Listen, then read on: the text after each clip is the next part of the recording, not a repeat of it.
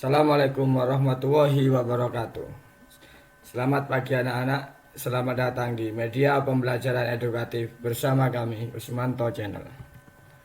Ke pasar Kotempa membeli manggis, buah naga dimakan ulat. Tonton videonya sampai habis, semoga bermanfaat. Namun sebelum kita lanjutkan, mari kita sama-sama dukung channel ini dengan cara like dan subscribe. Setelah proklamasi kemerdekaan Indonesia 17 Agustus 1945, seharusnya bangsa Indonesia telah merdeka dan terbebas dari segala bentuk penindasan serta penjajahan. Namun kenyataannya tidak demikian.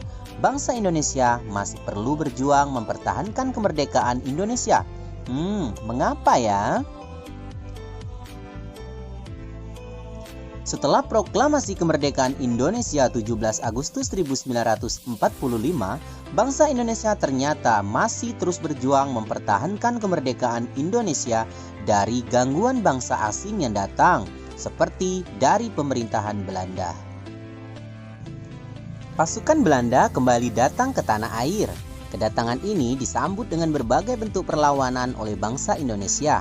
Sehingga sejak tahun 1945 sampai 1950 telah terjadi berbagai macam pertempuran di berbagai daerah antara pihak Indonesia dengan pihak Belanda yang dibantu oleh pasukan Inggris. Berikut ini adalah beberapa pertempuran yang dilakukan sebagai upaya mempertahankan kemerdekaan Indonesia. 1. Pertempuran Surabaya. 2. Pertempuran Medan Area. 3. Pertempuran Ambarawa. Dan yang keempat, peristiwa Bandung Lautan Api. Berikut ini penjelasannya. 1. Pertempuran Surabaya. Pertempuran Surabaya berlangsung pada tanggal 27 Oktober sampai 20 November 1945. Puncaknya pada tanggal 10 November 1945.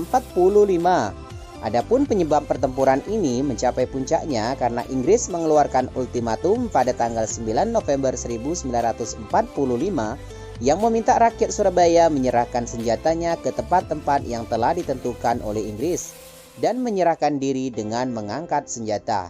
Namun ultimatum tersebut ditolak oleh pihak Indonesia. Akhirnya pada tanggal 10 November 1945 terjadi pertempuran yang sangat dahsyat. Pasukan Inggris menggempur Surabaya dari darat, laut, dan udara. Peristiwa 10 November ini diperingati sebagai Hari Pahlawan. Yang kedua, pertempuran Medan Area. Sahabat, pertempuran Medan Area terjadi pada bulan April tahun 1946. Penyebab pertempuran ini karena tentara sekutu dan Belanda ingin mengambil alih kekuasaan atas kota Medan. Akhirnya penduduk tidak terima dengan hal itu sehingga terjadilah perlawanan. Yang ketiga adalah pertempuran Ambarawa. Pertempuran Ambarawa terjadi tanggal 20 Oktober sampai 15 Desember 1945. Penyebab terjadinya pertempuran ini karena perlawanan pasukan Tentara Keamanan Rakyat terhadap upaya pasukan sekutu untuk menduduki Ambarawa dan sekitarnya dan mengembalikan kekuasaan Belanda di Indonesia melalui Nica. Untuk mengenang pertempuran Ambarawa, dibangunlah sebuah monumen bernama Monumen Palagan Ambarawa.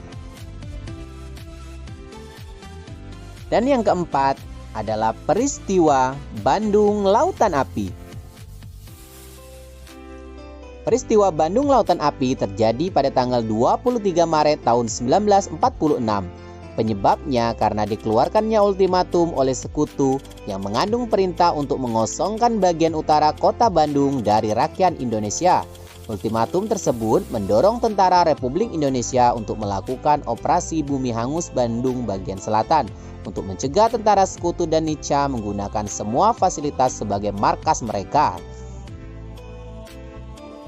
Tahukah sahabat, upaya mempertahankan kemerdekaan Indonesia tidak hanya dilakukan melalui pertempuran, namun juga dilakukan melalui jalur diplomasi, perjanjian, dan perundingan seperti Perjanjian Linggarjati, Perjanjian Renville, Perjanjian Rumroyen, dan Konferensi Meja Bundar.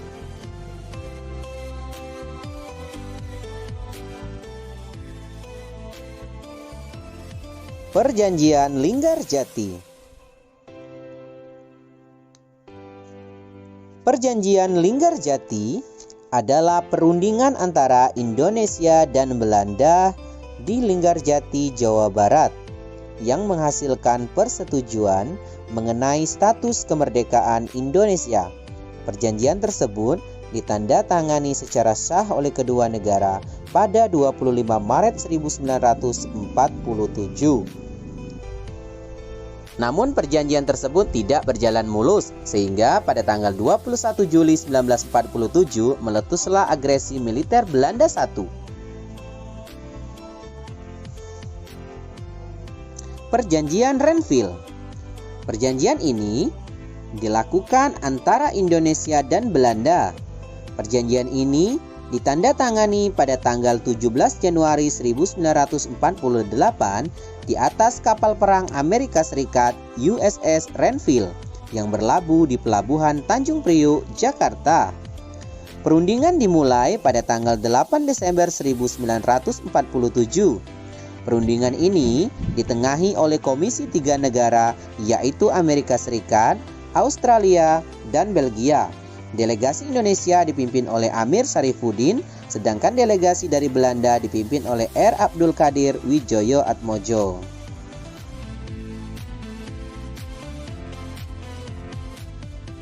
Perjanjian Rumroyen. Perjanjian ini dimulai pada tanggal 14 April dan ditandatangani pada tanggal 7 Mei 1949 di Hotel Des Indes, Jakarta. Nama perjanjian ini diambil dari kedua pemimpin delegasi, yaitu Muhammad Rum dan Herman van Royen. Tujuan perjanjian ini adalah untuk menyelesaikan beberapa masalah mengenai kemerdekaan Indonesia sebelum konferensi meja bundar di Den Haag.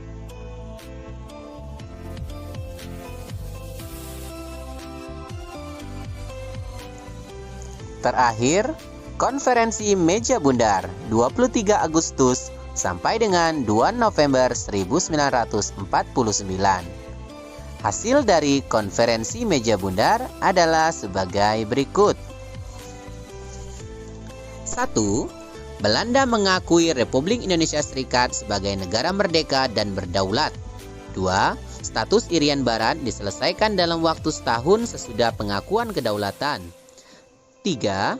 Akan dibentuk Uni Indonesia Belanda. 4. RIS mengembalikan hak milik Belanda dan memberikan hak konsesi dan izin baru untuk perusahaan-perusahaan Belanda. Dan yang kelima, pengambil alihan utang Hindia Belanda oleh Republik Indonesia Serikat. Terima kasih, sampai di sini pembelajaran kali ini. Semoga apa yang sudah kalian pelajari dapat bermanfaat buat kalian semuanya. Sampai jumpa di video-video selanjutnya. Saya akhiri. Wassalamualaikum warahmatullahi wabarakatuh.